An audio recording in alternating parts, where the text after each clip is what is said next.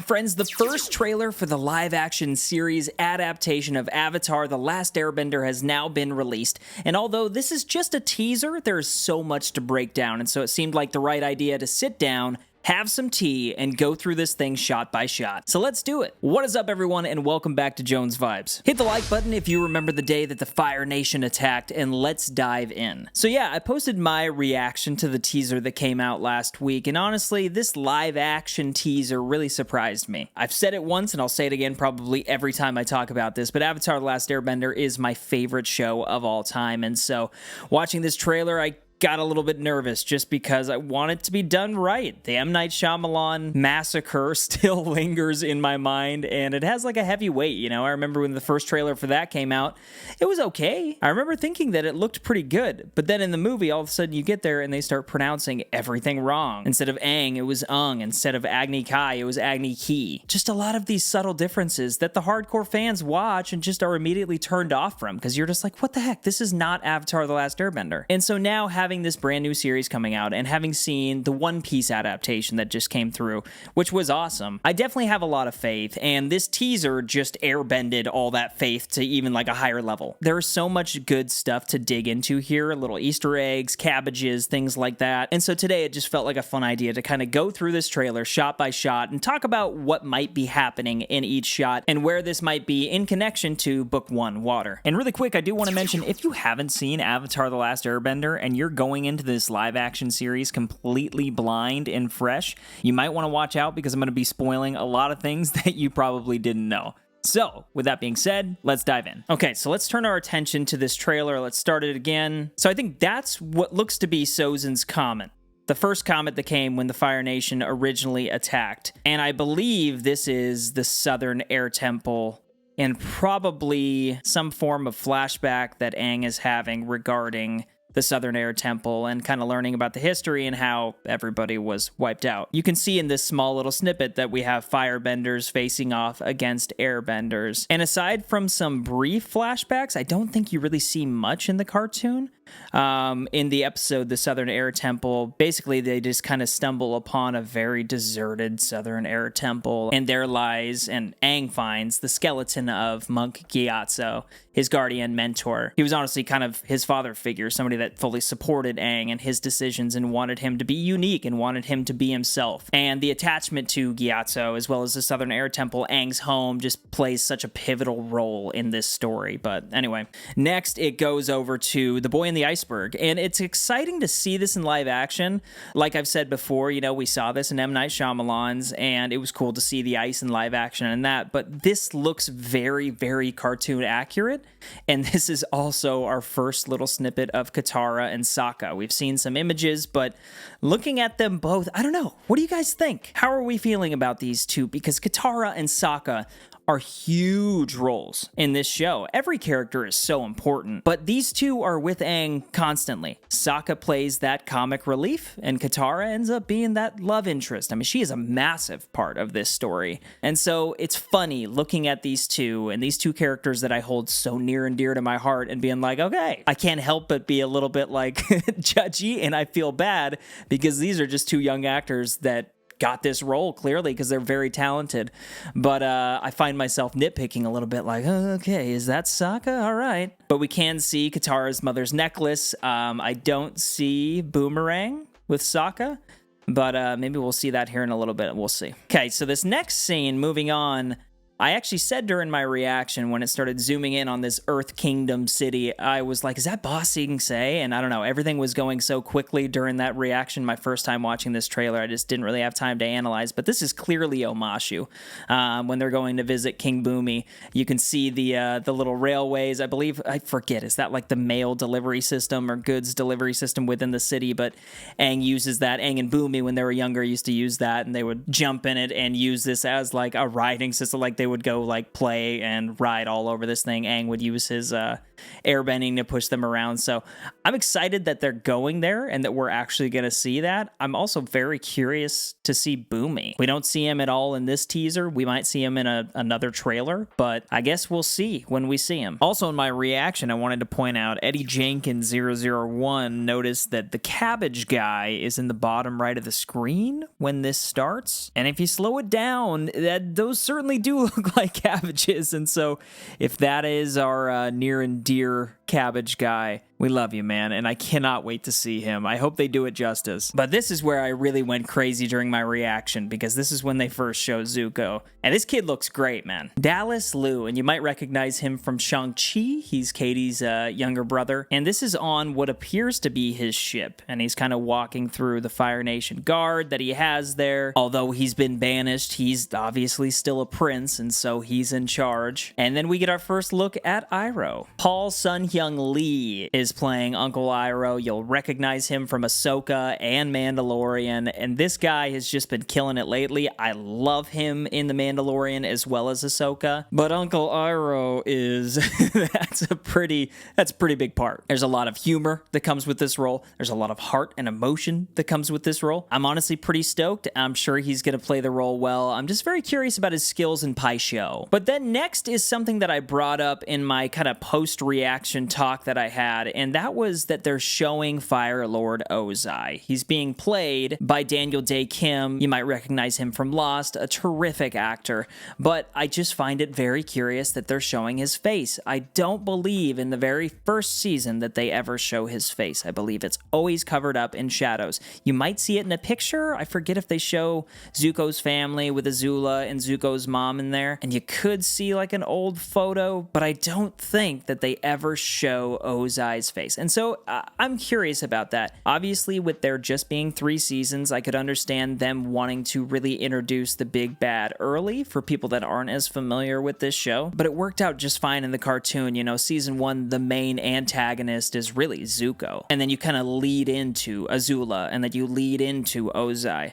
And so I'm hoping that we see Ozai, but it's just kind of brief. And maybe this little cameo that we see right here is purely just going to be a flashback with Zuko and why he was banished in the Agni Kai and all that. And then clearly we just move straight into the Kyoshi Warriors. And, I'll forever love that episode, the Warriors of Kyoshi. There's so much good stuff that happens there, specifically with Sokka. We kind of start to see the humor come out for him.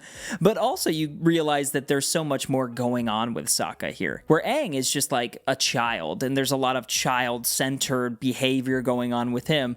You realize that Sokka, like, you're like a teenager. You're right in those years. You know what I mean? So him meeting Suki is a pretty big deal. I think that this is Suki, and then we see her, it looks like, without makeup on, and her standing with Sokka. The one thing that I will note is just this little glimpse that we get here. It looks really serious in tone, and I'm not saying that I don't like that, but the show is very comical, specifically regarding Sokka, and things do get serious with him. But the way that works is because Sokka is always so comical, and there's so much comedy surrounding his character that when he does get serious, those moments hit hard. And so going for a super serious tone early with him, I'm not sure is going to benefit the character, but, this is just a small teaser. I might be completely overanalyzing here, so feel free to let me know in the comments if you think that I am. And then we get Aang flying by the camera on his glider towards what looks like Avatar Roku's island. If you remember during the episodes Winter Solstice Part 1 and 2, when Aang goes into the spirit realm and visits Roku, they go to that island, and that's what that looks like. We also see another shot of that here coming up in the trailer, but I'm very curious if we're doing the Winter Solstice Part 1 and 2, how they're at that village, and there's that huge, spirit monster that's coming, and it's terrorizing this village. I'm just curious if they're going to be doing all of that. There's 20 episodes in the first season, and I believe that they're only doing 10 episodes with this, so it's about 2 episodes per. It honestly makes sense, because I believe these are going to be hour-long-ish episodes, and the episodes in the cartoons are like 20 to 30 minutes. So you figure with that amount of time, they might just be doing everything. Like literally everything. And if they do that one-to-one adaptation, this is just going to be sick. Like I cannot wait to see some of this stuff in live action. But moving on, I haven't really mentioned, but we also have this voice clearly talking this entire trailer, and I think it's Gyatso. It really sounds like that guiding voice for Aang, and he says, always remember who you are, and kind of talking earlier, like he was the one that really saw Aang for who he was, and he just wanted Aang to have the best life. The members of the council are kind of pushing the Avatar on him because, you know, he is the next Avatar. He's been chosen, but Gyatso also wants him to be a kid and to have a bit of a normal life. But that's the responsibilities of the Avatar. But then this trailer just gets pretty crazy. We move forward. We get Aang doing a little bit of airbending for the first time, and then it moves forward. And this is what I was talking about, this small scene. And I believe that's during those Winter Solstice episodes. But then moving forward, we have the freaking Agni Kai and Ozai and Zuko. And so what I think is going to happen and why they are showing his face, I kind of mentioned this a bit earlier, but I think they are just going to go real in depth in this because this is such a crucial part of Zuko's story. Being burned by his father and then being banished until he captures the Avatar, like, it's terrible and traumatizing, and I'd imagine we're going to see a lot of that pain. This is crazy just to see this in live action. But then we see a little snippet of somebody hanging up a poster for Aang, and this could be Admiral Zhao. I'm not sure, but this looks like some sort of war room, something like that. And Admiral Zhao is on the hunt for the Avatar just as much as Zuko. It's kind of a competition at this point, and so yeah, that could be him. But then we have Zuko and Iroh in battle, and then we get our first glimpse at Azula. And I really don't want to repeat myself so much, but I keep saying this because every character in the show is so important moving forward. Every single one of them has their own story arc, and so introducing Azula in this, she's really not in season 1 at all until the very, very end, setting up season 2. And so I'm curious seeing her here. But this girl that's playing her, Elizabeth Yu, looks good. I mean, Elizabeth, you better buckle up because this is a crazy character. I'm sorry. But we then see Sokka and Katara. They have lanterns. I guess this could be at the Southern Air Temple. This also could be towards the end of the season. This could be the episode The Storm where they're kind of holing up in that cave. There's a lot of episodes this could be from, but once again, really good look at Katara and Sokka here. And then we have Aang going into the Avatar state. It looks like he's kind of glowing. It looks like there also might be some markings and kind of tattoos within the arrow itself. I haven't really talked about Aang too much, Gordon Cormier, this kid. But man, what a role to have placed upon your shoulders. This is like Luke Skywalker-esque, to me at least, like I don't know, but it's different in the sense that when Mark Hamill took Luke Skywalker, he didn't know what Luke Skywalker was. But Avatar: The Last Airbender has such a massive fan base and following at this point that, yeah, the expectations are crazy. And this kid looks good, man. This kid looks good. And then the next scene looks like Aang just destroys a bunch of Fire Nation soldiers. And then it shows them getting onto Appa and escaping. And this is our first real look at Appa and Momo. And this is the part of the trailer that just like completely brings a tear to my eye because Appa and Momo are two main characters in this show. If you're a super fan like I am, they are just as important as Aang and Katara and Sokka and Zuko and Iroh and everybody. And so it's just crazy seeing them in live action. And obviously Appa, I had a feeling they were going to be able to nail because Appa is a big flying bison that just needs to be cuddly and they just need to showcase his personality, and you can pretty much adapt that straight from the cartoon. Momo, however, I just feel like that's really tough. And the fact that he is flying around here, we see him flying next to Aang, but then he goes and kind of curls up next to Sokka in the back, and our two homies, the two best friends in the back, man, like their relationship is so funny throughout these 3 seasons. I'm very, very much looking forward to how they do that. I can't remember because I walked out of the movie, but please, somebody let me know down in the comments if you remember. Did they even have Momo in the M. Night Shyamalan movie? Maybe they just showed Momo like flying around and he came with them, but like Momo talks. Like he communicates with the group quite a bit, and him and Appa communicate quite a bit. And so yeah, that's insane to see that they nailed that already, and that alone just gives me so much hope.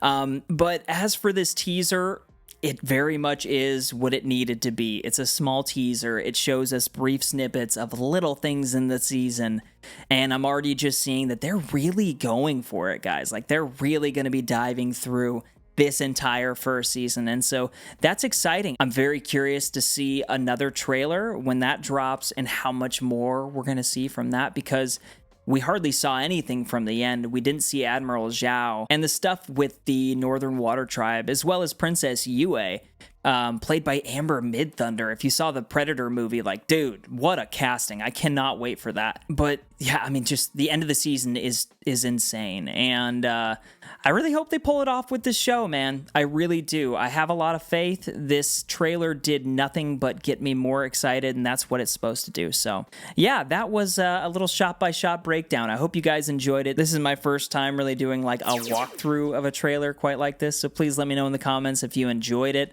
I really enjoy making these videos, so I'll keep them coming. But please let me know your thoughts on this teaser down in the comments. I'd really appreciate to hear what you think. Also, hit the like button if you did enjoy this video. That support means more than you know. You can also follow me on X at Jones Vibes Only, and don't forget to keep up the good vibes, guys. But the Avatar: The Last Airbender live-action series is coming to Netflix in February, and I believe that Aang can save the world.